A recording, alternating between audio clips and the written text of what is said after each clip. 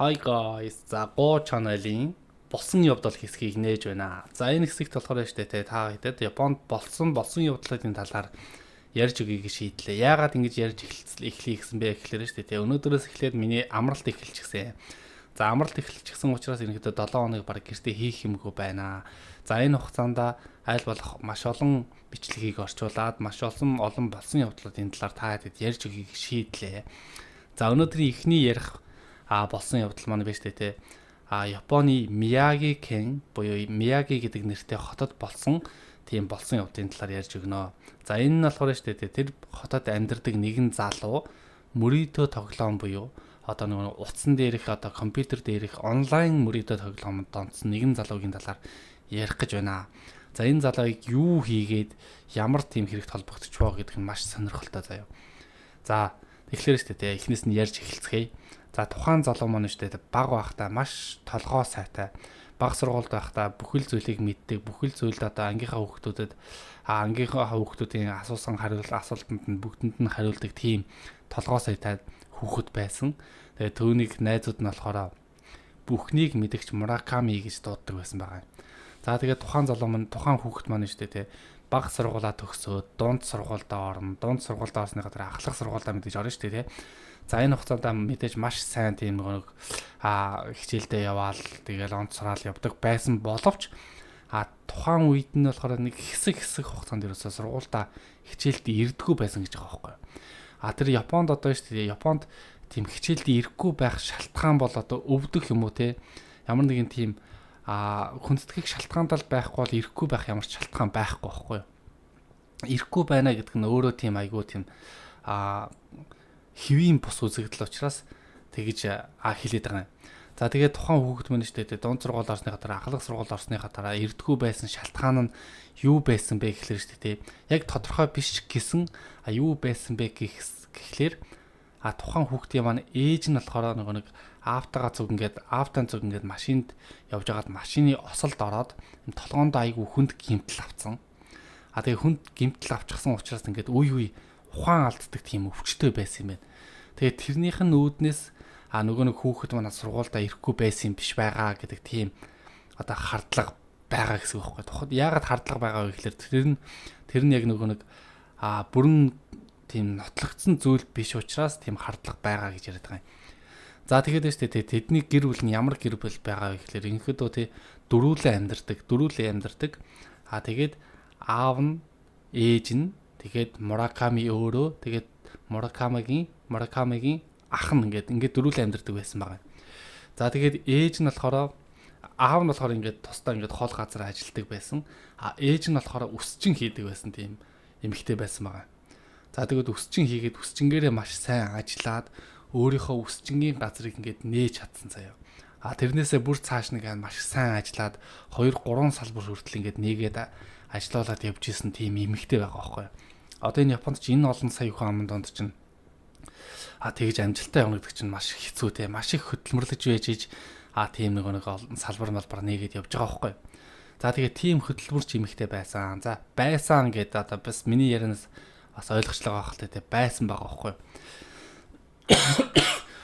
За тэгээд яасан бэ гэхээр шүү дээ тэр эмэгтэй ингээд маш сайн ажиллаад ингээд мэдээж салбаруудаа нээн тэгэнгүүтээ дээрэс нь ингээд тэр салбаруудаасаа ингээд орлого олоод эхлэнгүүтээ нөхрийнхөө ажлынх нь ойролцоо тийм нөхөртөө тийм байр авч өгсөн байгаа. За тэгээд нөхөр нь болохоор нэг том хүүгээ дагуулад өөрийнхөө тэр нэг ажлынхаа ойролцоох байрлал нүүцэн. Тэгээд нөгөө нэг яг төрсэн гэртээ болохоро ээж нь баг хүүтэйг үлдсэн байгаа байхгүй. За тэгээд тэр ингээд ээж нь баг хүүтэйг ингээд хоёулаа амьдард мэдээж ирж очин байсан л бахал та. За тэгээд ээж нь тэр баг хүүтэйгээ зөв хоёулаа ингээд амьдарч явах хугацаанд ээж нь штэ хүүхдтэй айгүй сайн ханддаг байсан. Бүхэл зүйлд нь тусна. Бүхэл одоо хичээл юу гэдгийг тэгэнгүүтээ одоо тэр нэг өдрийнх нь хоол, оройных нь хоол, тэр өглөөнийх нь хоол энэ тэрийг ямар ч ажилдаа ямар ч завгүй байсан өглөө маш эртлэн босоод бүгднийг бэлдэж өгөө тэгээд явуулдаг байсан байгаа байхгүй. За тэгээд ээж хүү хоёрын харилцаа маш сайн байсан. За тэгээд яасан бэ гэхэлэр штэ тухайн нэг Мураками маань дунд сургууль ороод ахлах сургуулийнхаа дараа их сургууль орно штэ их сургуульд орчоод явж явах хугацаанд яасан бэ гэхэлэр нөгөө нэг Мураками маань мөрөдө тоглоомд донтсон байгаа байхгүй. Утсан дээрх мөрөдө тоглоомд донтсон байгаа. За тэгээ утсан дээрх мөрөдө тоглоомд донтоод ингээд өөрөө тухайн залуу маань ингээд ажил хийдэг, арбайт буюу цагийн ажил хийдэг байж байгаа. Тэр цагийн ажлаас олсон мөнгөөрөө мөрөдө тоглоом тоглож явж байгаа. Сүүлдээ тэрэндээ бүр ингээд донтоод тэгээд нөгөө нэг тэр мөрөдө тоглоомд нь өгж байгаа тэр мөнгө нь байхгүй болонготой ээжийнхаа данснаас ээжийнхаа картыг хулгааланготой ээжийнхэн данснаас ингээд мөнгө багаар ингээд хулгаалдаг болсон байгаа байхгүй. За тэгээд нөгөө нэг ээж нь өөрийнх нь данснаас ингээд мөнгө алга болоод байгааг мэдэнгүүтээ хүүхдээр очиод уулзна шүү дээ. Ингээд миний ингээд данснаас ингээд мөнгө алга болоод байна. Чи аваад байгаа юм уу? Ингээд юу хийгээд байгаа юм бэ? Яагаад байгаа юм бэ гэд. Ингээд тэр хоёрын хооронд ингээд маргаан үссэн байгаа байхгүй. За тэгээд тэр хоёр ингээд маргалдаад нэг хэсэг ингээд маргалж жагаад тэгээ ойлголцоод буцаад эвлэрээд за ахаад ийм болохгүй гэд ингээд эвлэрээд явсан байгаа байхгүй. Тэрнийхээ дараа шүү дээ. Ердөө 2хан 7 хоногийн дараа буюу 2000 одоо энэ хэрэг нэштэй 2020 оны 7 сарын 16-ны өдөр болсон байгаа юм. Тэгээ 2хан 7 хоногийн дараа буюу 2020 оны 7 сарын 16-ны өдөр тухайн залуу маань ахиж нөгөө нэг мөрөдө тоглоомоо тоглохын тулд ээжийнхаа данснаас маш их хэмжээний мөнгө хулгайлсан байгаа. Тэр нь одоо Япон мөнгөөр биш Монгол мөнгөөр хэдвэ гэхэлэр ойролцоогоор нэг 70 орчим сая төгрөгийн мөнгө хулгайлсан байгаа байхгүй. Тэгэнгүүтээ тэрэнгээрээ дахиад мөрөдө тоглоом тоглосон байгаа. Тэгэнгүүт ээж нугасаа ойлгох шүү дээ, мэдэн шүү дээ. Миний данснаас ийм их мөнгө унчлаа гингүүт нөгөө хүү дээрээ очингуудаа дахиад тэр хоёр муудалцсан байгаа байхгүй. Өмнөх муудалцсан тэр шалтгаан өмнөх муудалцснаасаа илүүтэйгээр маш том тийм муудалцаан үүсээ тэр хоёр хоорондоо хэрэлдээд тэгсэн чинь нөгөө нэг Мураками буюу хүүн ээжигээ ингээд түлхэгдсэн байгаа байхгүй. Түлхэгдсэн чинь ээж нь ингээд хойшоо саваад унтсан. Тэгэнгүүтээ хүүхэд нь болохоор түлхэж унгаангуудаа уурандаа өөрийнхөө өрөөлөгөө ингээд яваад гисэн байгаа байхгүй. Өөрийнхөө өрөөндөө очиод найзтайгаа ингээд 1-2 цаг уцаар ярьчаад буцаж гарч ирээд ээжийнхаа нөгөө муудалцсан газар руу яваад очсон чинь ээж нь штэ яасан гэж ингээд нүдэн нээлттэй ингээд яг нөгөө түлхсэн газар нь тэр чигтээ ингээд хэвэндээ ингээд нүдэн нээлттэйстэй ингээд хөвтчихсэн гэж байгаа байхгүй. Би энэ хөрцөн байна гэдэг чинь тухайн хүн чинь ингээд хөрөөд эхэлсэн байсан гэж байгаа байхгүй. Би энэ хөрөөд эхэлсэн байсан гэдэг чинь тухайн хүн чинь ер нь бол нас барцсан байсан л гэсэн үг штэ тий. Тэгээд нөгөө нэг Мураками чинь сандарсан юм уу яасан тий тухайн хүний яг тухайн үед гаргах реакшн нөөрлөх л та. Тэгээ Муракамигийн гаргасан реакшн болохоор яасан бэ гэхлээр тухайн залуу минь цагдаа руу залгах биш өөрийнхөө өвнийг дуудах биш. Би энэ хэргийг хүнд ч мэдгдэж болохгүй. Цагдаад мэдгдэж болохгүй. Ойрхоо хүмүүст мэдгдэж болохгүй. Би энийг нуух ёстой гэд бодсон байгаа байхгүй. Тэгэнгүүтээ нөгөө залуу чинь ээжигээ яаж нуух вэ гэд ингээд бодож бодсны эцэст хогийн уутанд хийгээд гаргаж хаяхаар шийдсэн байгаа. За тэгээд шүү дээ хогийн уутанд гаргаж хаяа гэд хогийн уут авчирсан чинь нөгөө хогийн уут нь жижигхэн хогийн уут байсан. Жижигхэн хогийн уут ер нь ямар ч хогийн уут байсан бүхэл бүтэн нэг нас биеинд хүрсэн эмэгтэй хүнийг те тэр хогийн уут нь ингээ бүтнээр нь хийх боломжгүй учраас хид хідэн хогийн уут авчираад ингээд ээжигээ ингээд шүү дээ жижиглэнгүүтээ нөгөө нэг хогийн жижиг хогийнхоо уутанд ингээд хийгээд ингээд багтаасан байгаа байхгүй. Тэгэнгүүтээ багтаасныхаа дараагаар ээжигээ нөгөө нэг гэрийнхаа тэр одоо машиныхаа багажинд хийгээд ачаад тэгэнгүүтээ ойролцоох тийм нэг цэцэрлэгт хүрээлэн лөө авч авсан байгаа юм.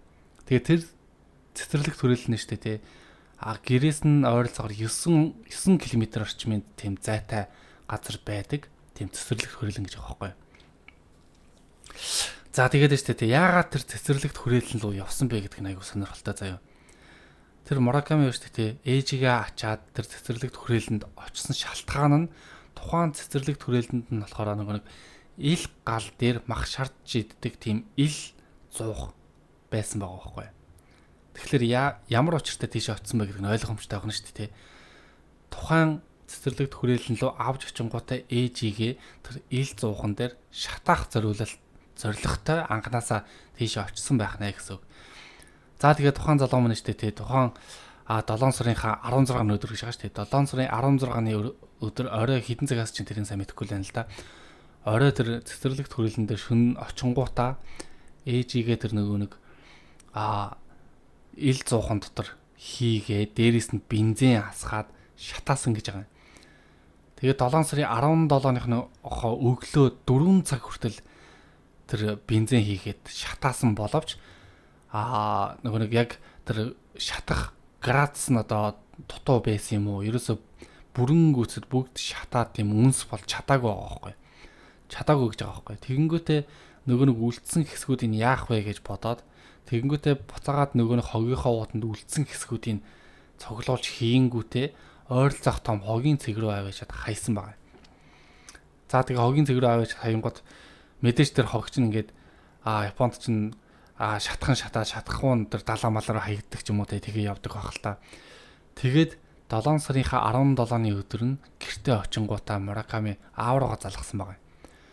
Аава ингээд манай ээж маань ингээд гэртээ ирэхгүй байна, олдохгүй байна ш гэдэг юм уу тэгэж ярьсан гэж байгаа байхгүй. Тэгэнгүүт аав нь ингээд яарад нөгөө буцаад гэрлүүгээ ирнэ штэ те. Ирж явах хугацаанд тэр хүү ээж хоёр тийм дотн харилцаатай байсан ээж хүү хоёрын хооронд тийм хэрэг үүснэ гэж юусоо бодохгүй штэ те. Тэгээд гэртээ ирээд ингээд хүүхдтэйгээ ярилцаа тэгэнгүүтээ цагдаагийн газар нь очоод хэлсэн гэж байгаа ингээд эхнэр нь ирэхгүй байж гэдэг юм уу те ээж нь ирэхгүй байж гэдэг юм уу те ингээд ерэн сурвалжлага ажиллагаа явуулаач гэдэг. Ингээд ерэн сурвалжлага ажиллагаа явагдаж байх хугацаанд нь нэг Мураками маань өөрөө хэрэгээ хүлээж эхэлсэн гэж байгаа байхгүй.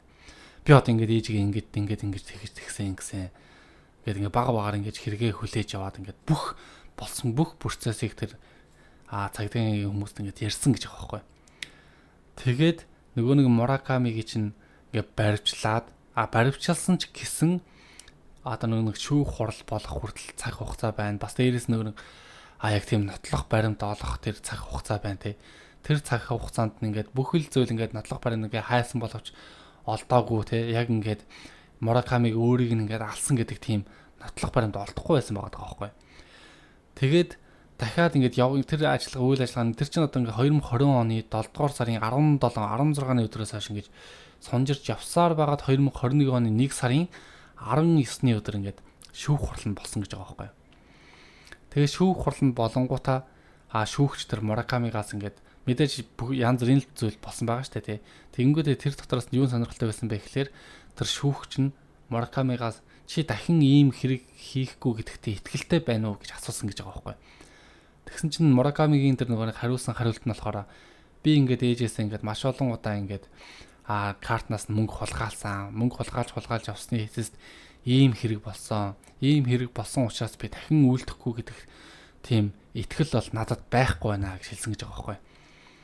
За тэгээд нөгөө нэг шүүгч нь болохоор тэр нөгөө нэг Муракамигийг яг тэр нөгөө нэг ээжигээ алсан гэдэг нотлох баримт чинь бас байхгүй те. Тэгэнгүүтээ яг тэр өөрийнх нь ярьсан яриан дээрээс үндэслээд тэр залууд ингээд хорих ял оноосон байгаа юм. За тэгээд хорих ял оноосон шалтгаан нь болохоор өөрийнх нь тэр ярьсан яриан дээрээс үндэслээд тэгээд хугацаа нь шүү дээ. Хугацаа нь айгүй хугацааг нь би хэлэхгүй орхичээ. Тэгээд нөгөө залууч нь шоронд орсон байгаамаа. За тэгээ шоронд ороод мэдээж одоо ингээд ялаа идлэл явж л байгаа л бахал та. Тийм болохоор энэ яриг одоо энэ яг болсон явдлыг яагаад ярих гэж эхэлсэн бэ гэхлээр шүү дээ. Ийм муухай тэр одоо мөрөдөө тоглоомонд автсны үндсэн дээрс ийм муухай хэрэг гарч болох нь байш үү. Тийм учраас одоо ингээд мөрөдөө тоглоом болоорой тийм тоглохгүй байхыг хичээгээрэй гэдэг тийм сэтэл өгөхүүднээс энэ бичлэгийг хийж байгаа юм шүү. Дараагийн бичлэгээрээ улам илүү сонирхолтой, улам илүү их тийм хүнд сургамж болохоор бичлэг хайж олж та хэд орчуулж ингэж ярьж өгөх нөө гэж итгэж байна. Та хэд манаас бас үзээрэй. Тэр баяртай. Го чанелийн бодит явдал хэсэг байлаа. Баяртай.